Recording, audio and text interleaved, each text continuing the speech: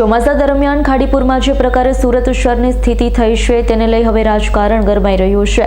ગઈકાલે આમ આદમી પાર્ટીના કોર્પોરેટર દ્વારા મેયરની ચેમ્બરમાં જઈ રજૂઆત કરી મેયર નિષ્ફળ પુરવાર થઈ રહ્યા હોવાના આક્ષેપ કર્યા હતા।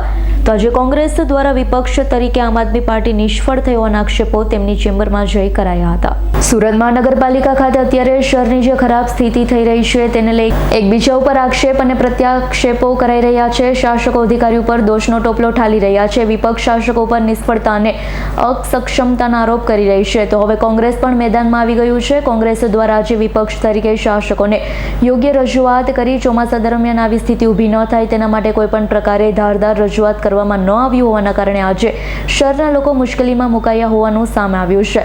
કોંગ્રેસના નેતાઓ દ્વારા આજે વિપક્ષમાં ઉગ્ર રીતે રજૂઆત કરી આમ આદમી પાર્ટીના વિપક્ષ નેતા પાયલ સાકરિયાને ભીંસમાં લેવાનો પ્રયાસ કર્યો છે।